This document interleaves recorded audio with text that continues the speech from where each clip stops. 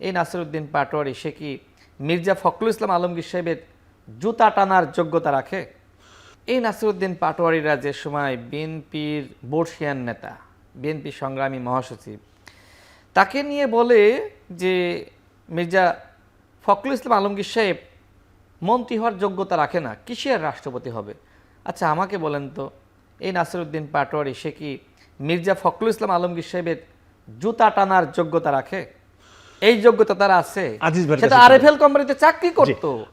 এরপরে যাই হোক বিভিন্ন সময় আন্দোলনে অংশ নিয়েছে, ঠিক আছে, কিন্তু অধিকাংশ সময় সে চাকরি করেছে।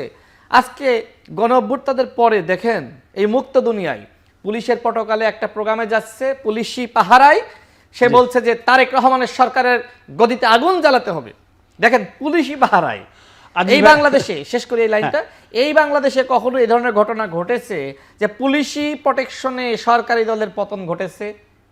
হয়েছে? এটা হয় নাই তো। হইলে তো ওই জাতীয় পার্টি আওয়ামী লীগের পতন ঘটিয়ে ফেলতে পারতো, পারে নাই তো। সুতরাং এখন আমাদের যে বিরোধী দল, প্রকৃতপক্ষে এদেশের জনগণ তাদেরকে বিরোধী দল হিসেবে মানতেছে না, গুনতেছে না।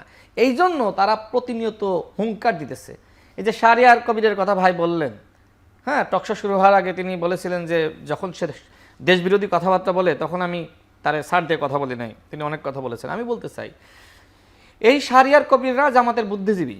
শিবির এবং জামাতের যেখানে রাজনৈতিক প্রশিক্ষণ হয় সেখানে প্রশিক্ষক হিসেবে থাকে এই শাহরিয়ার কবিররা। শাহরিয়ার কবির বলল যে ভারতে যে আন্দোলন হয়েছে, ককরোচ জনতা পার্টির আন্দোলন, এইটা নাকি জামাত করিয়েছে। জামাত যদি ভারতে আন্দোলন করতে পারে, বাংলাদেশে কেন পারবে না?